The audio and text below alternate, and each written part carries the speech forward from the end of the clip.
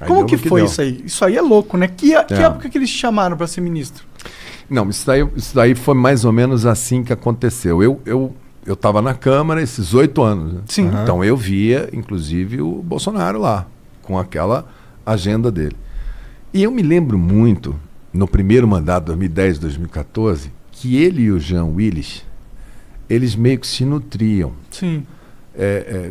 Um do outro, fazendo polêmicas, causando bafafá, e a imagem deles era exposta sempre. Aí ficava um cara filmando ele falando aqui. Eles foram, talvez o Bolsonaro tenha sido o primeiro cara que sacou que internet, que causar, viralizar, né? Ele ficou reinando naquilo dali.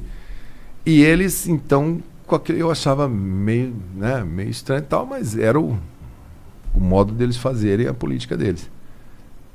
Quando foi que eu já não queria mais ser candidato, o então deputado federal Onyx Lorenzoni me pediu, falou, pô, você não consegue dar uma explicação para o Bolsonaro de SUS, de saúde, para ele ter algumas propostas, alguma coisa? Eu falei, posso, eu tinha feito isso para o Eduardo Campos, eu tinha feito isso para o próprio Aécio Neves, de você explicar, igual se alguém perguntar para vocês, vem cá, como é que é a comunicação num canal? Você vai falar, senta aí que eu vou te explicar, você começa assim, você pode propor isso, acho que é interessante. Você é o especialista na área, e se o governo Porque eu sempre fui um deputado temático.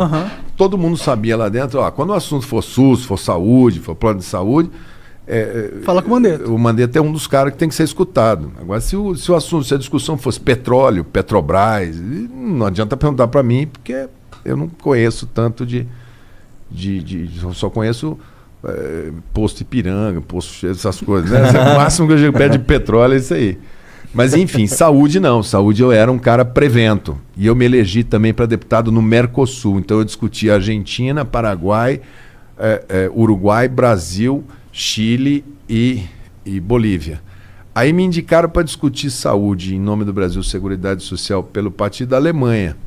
Aí eu comecei a ver sistemas de saúde do mundo, comecei a estudar sistemas internacionais de saúde para entender o que os caras estão fazendo que a gente pudesse trazer para cá. Então eu participava num nível muito elevado. Né? E na tua opinião, em que a gente fica atrás? Cara, é um somatório, é uma pergunta boa, mas eu acho que das políticas sociais que a gente tem, saúde, educação, assistência social, talvez a saúde seja a que tenha a melhor performance com o menor recurso, sabe? Do que é colocado e a melhor performance, mas muito distante ainda na parte de acesso. Depois que você entra no SUS, depois que você chega no serviço, depois que você está ali dentro, é muito bom. Agora, via crucis para você entrar ali dentro, para você ter o acesso, para você achar o teu vínculo com o seu médico, achar o serviço, fazer o exame, isso é muito difícil. Então falta hoje organização, falta recurso, mas falta organização do acesso. Tem que informatizar aquilo dali. Você sabe que na maioria desses postos de saúde, você não pode usar o telefone para ligar lá e falar, oi, bom dia, tudo bem? Eu queria marcar uma consulta, que é fulano de tal. Quer dizer, o Grambel inventou o telefone... Faz tempo. Não tem um telefone do posto de saúde para você marcar uma consulta. Você tem que ir presencialmente lá. Aí o cara fala assim, vão ter 10 vagas. Você fala, tá, que hora que começa a marcação? 7 horas da manhã. Aí você chega lá 10 para as 7, você é um cara pontual. Tem gente dormindo lá desde a meia-noite. Não, eu já cheguei lá no Rio, lá no posto da Xuxa, que era lá no Jacarezinho, 4 horas da manhã, pô. É muito bruto o sistema. Hoje que você poderia fazer um agendamento usando um celular, um aplicativo, né? Vou marcar, tudo bem, você ter uma consulta daqui a uma semana, na véspera, vir uma mensagem, atenção, amanhã, tal horário, você está lá marcado. Sim.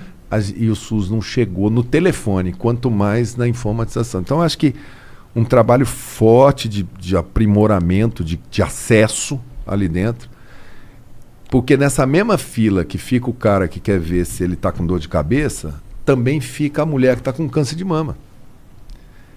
E é foda, né? Porque, e são times diferentes, porque você fala, pô, essa daqui precisa andar. Então precisa ter um regulador desse tráfego aqui atrás. Porque são situações que, se você deixar na fila linear, tem 50 cara com caspa e um infartado em 51. E aí você vai ter um problemão se você ficar esperando os 50 cara com caspa. Então, além de você informatizar para você gerenciar, pra você fazer a gestão clínica daquilo dali. Agora, a gente já deu passo muito importante, a estratégia de saúde da família melhorou muito isso, que são unidades menores que atendem no local, precisa melhorar a capacidade de solução. A formação do médico brasileiro, ela precisa ser rediscutida. Acho que nessa pandemia agora isso ficou muito claro, né? Muita gente perdida, cada um falando uma coisa, quer dizer, não tem uma coisa de academia. Então tem muita coisa para fazer, mas eu vou lhe dizer uma coisa, se não fosse o SUS nessa pandemia agora, a gente ia ter uma barbárie. Porque um dos principais fatores de empobrecimento no mundo é atendimento em saúde em situação grave. Você imaginou essa quantidade toda de gente em CTI sem condição de enfrentar, de pagar? Você precisa ver os dramas que estão rolando na Índia, estão rolando em países que não têm cobertura. Nos Estados Unidos, muita gente não foi para o hospital e morreu. Não porque não soubesse da gravidade, mas porque não tinha dinheiro. Tinha medo de falir, né? Fale. Porque nos Estados Unidos é isso, né? Fale. Qualquer continha lá é contona, $1 milhão. É contona. Eu fiquei lá um tempo, lá é contona. Eu curto toda a ideia do SUS, tudo que o SUS se propõe a fazer, eu acho do caralho. Por exemplo, cuidar de gente lá no Amazonas, ou sei lá. Tudo. Sabe? Tudo. Mas eu não gosto do jeito como é gerenciado o bagulho. Gerenciado, o acesso eu não gosto desse termo humanização, né? Porque nós somos todos humanos, você não pode falar, vamos fazer uma política de humanização. Peraí. Então a gente estava tratando os outros como lixo, é isso? Não, eu não gosto dessa palavra. Mas o acolhimento, o acesso, entra aqui. Por que quando é público, por exemplo, você tem que fazer um banco de cimento? Não dá para fazer uma cadeira legal? Estofada? Temos algum problema com cadeira estofada? Tudo bem. Pode ser que ela gaste mais que a outra, mas a gente está falando de gente que está indo numa situação. Não está indo lá por prazer, não está indo. Fizemos estádio de futebol com cadeiras confortáveis, padrão FIFA. E na hora que o cara está frágil, que é a hora que ele está indo para a saúde, ele já está angustiado. Ninguém vai no hospital porque tá feliz, né? O posto de saúde. Não vai. O cara vai em saúde, ele fala assim, cara, foi bom lá, mas injeção doída, né? Sempre ele fala. O médico demorou. Apertou minha barriga lá embaixo, precisa ver. É sempre assim, né? Sim. Ninguém vai naquilo dali esperando uma experiência prazerosa.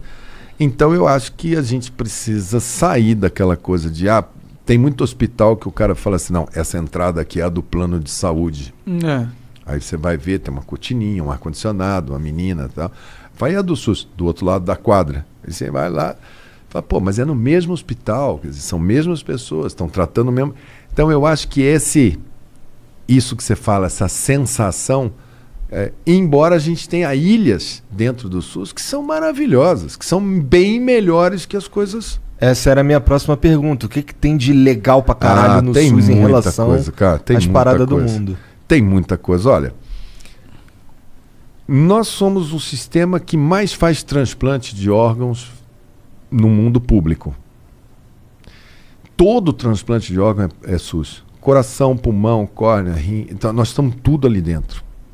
Isso é uma malha aérea o dia inteiro voando, colocando isso na mão. Além da gente pegar o órgão, trazer, colocar, fazer, a gente dá todo o suporte de todas as medicações e, acredite, de custo super elevado. O sistema de vacinação do SUS é considerado no mundo inteiro um parâmetro de excelência. Nós somos bons para vacinar.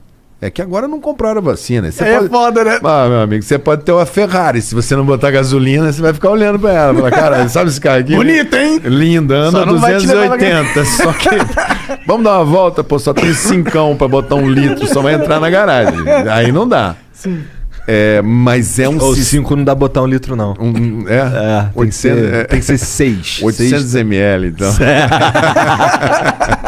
Chorinho. Mas enfim... o SUS é bom. Nós Vacina, temos transplante, tabagismo, cigarro. E essa parada aqui. Essa parada aí. Nós começamos com 41% da população fumava quando o SUS começou a fazer a política antitabagista. Nós estamos com 9% da população tabagista e quando a gente baixar de 5%, a gente vai ser o primeiro país tabaco-free do mundo e o SUS é quem está levando o Brasil nessa direção. É uma constelação de políticas. Isso reduziu o câncer de pulmão. Isso é um exemplo de medida preventiva feita pelo SUS com alcance de grande par. Dá para medir que as pessoas de fato estão parando de fumar pelas doenças que não estão aparecendo? Sim.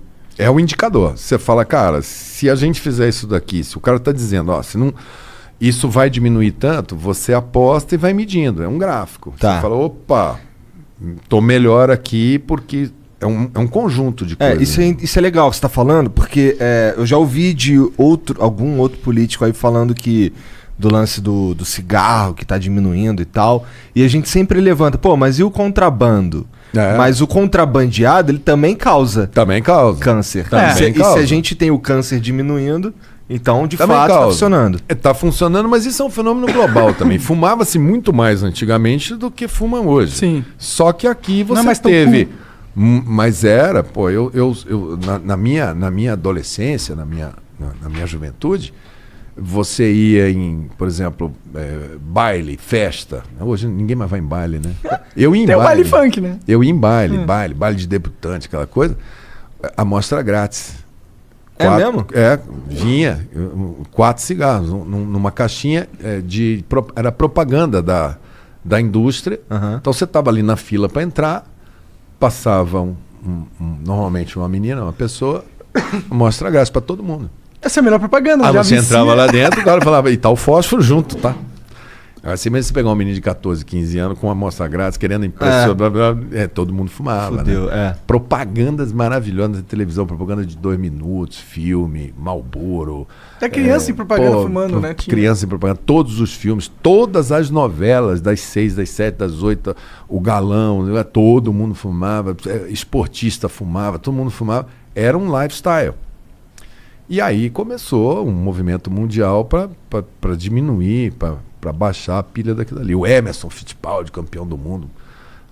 Porra, McLaren, Marlboro do lado. Mas eu acho esse número de 9%, não sei, eu tenho a sensação que é mais que 9% do que fuma. É porque você tá num nicho. Que muita gente fuma, né? Pode ser. Que muita gente fuma e faixa etária, né? Porque a tendência é você concentrar numa fase. Depois, muita gente que vai passando tempo vai parando de fumar. Sim. É raro uma pessoa começar a fumar aos 40 anos. Eu acordei hoje, vou começar a fumar hoje. Verdade, né? verdade. O cara começa a fumar 18, 20, 15, 16. Cada um tem 14. Sua história.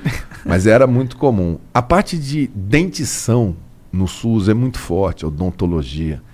Vocês talvez não tenham visto a quantidade de... O Brasil era o país dos banguelas.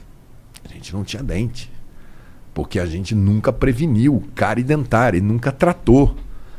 Muita gente não sabia nem o que era uma escova de dentes. Isso foi um trabalho de base nos últimos 40 anos, que hoje você vai lá no meio rural, vai na escola, tá lá o menininho aprendendo, que é uma coisa que para você se fala assim, pô, não é possível que isso seja um problema. Um problema. E é um problemaço. Então o SUS durante 10, 15 anos colocando prótese em todo mundo, que o cara tem direito a sorrir, né? Nesse mundo de imagem, né? Emprego, autoestima, tudo. Eu acho que nisso daí tem um dedo, tem uma mão forte do SUS. A parte de... Aqui em São Paulo tem muito centro de excelência. O INCOR de São Paulo, o Luci Montoro de reabilitação, o SUS dentro de todas as universidades. Você sabe que a USP tem 1.200 patentes de coisas. Tem uma patente de um remédio que foi financiado com recursos também do SUS, que é o principal item de receita de todas aquelas descobertas. Então, o que o SUS investe em pesquisa retroalimenta. O Butantan está aí fazendo a vacina e a Fiocruz, as duas são custeadas pelo SUS. Entendi. Todo o sistema de água, essa garrafinha d'água que você está tomando aí, SUS. Todo o rango que você comeu teve que ser fiscalizado. A fiscalização, a procedência, a dosagem, se tem agrotóxico demais, se tem de menos, SUS. E o direito dessas patentes? E a gente, às vezes, fica no SUS olhando mais aquela coisa emblemática. Pô, fui na emergência, tava um caos, a gente no chão. Mas o sistema é muito grande, é gigantesco. Pra mim o SUS, quando eu pensava em... O meu terror era ir pro Salgado Filho, lá no Meier, no Rio de Janeiro. Ele virou propaganda de plano de saúde há muito tempo, que o cara falava assim, compra esse plano de saúde, senão você vai pro SUS, né? É o Salgado Filho. Mas ele tá melhorando, tá melhorando. O SUS já foi muito menos forte, ele tá ficando cada vez mais forte. Ele vai se impor como o lance sistema. desse que você falou aí, desse trabalho de base, que foi iniciado há, sei lá, décadas atrás, eu acho que, foi feito décadas atrás o caminho certo. Que era começar um bagulho de base, que não dá voto, não dá, silencioso. Mas ele vai criar uma sociedade mais forte. É o que eu sinto falta na educação. Eu também. Sabe? Acho que a educação, de todas as nossas políticas, da quantidade de recursos que a gente coloca, é a que mais tinha que devolver mais, porque é onde a gente vai quitar essa dívida social absurda que nós herdamos aí, né? Desse tempo todo. Principalmente via educação. Ela é uma avenida de saída desses programas de pobreza. Ela é é a principal avenida de saída. O único jeito do cara ganhar dinheiro é ele ser educado. Ele ser educado, né? Quando você vê que o cara nasceu no Bolsa Família, viveu no Bolsa Família, casou, botou a família dele, você está perpetuando porque você não criou um caminho, um canal. Dentro da educação, você tem as correlatas, pega esporte. Quanta gente no mundo sai através do esporte? O Brasil não tem uma política agressiva de esporte que anda junto com a educação. Nossos campeões olímpicos aí estão tendo que fazer... Vaquinha. Não só vaquinha, ou vendendo pizza, tá ligado? Tô vendo. E nós fizemos uma Olimpíada, né? Era pra ter um legado. A chance de um menino de, sei lá, de Cuiabá, de qualquer cidade aí do Brasil, de São Luís, de disputar a Olimpíada de 2030, ele sendo bom hoje em algum esporte, é quase zero, porque... Não vai. Uma dúvida que eu tenho dessa questão das vacinas, da vacina não, mas dos remédios que a Fiocruz junto com o Butantan produz. É o governo é o SUS que financia, certo? E então essas patentes elas são de direito público, ou seja, a gente é dono? A gente lucra com isso? O Brasil lucra com isso? O Brasil tem algumas coisas que ele lucra e tem coisas que o Brasil fez e colocou à disposição da humanidade. Legal.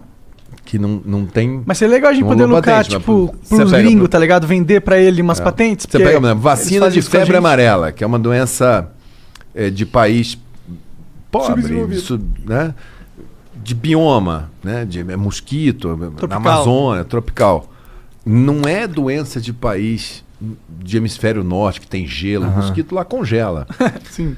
Então, a Fiocruz é a única produtora da vacina. E a gente coloca um preço super baixo para poder vacinar a África,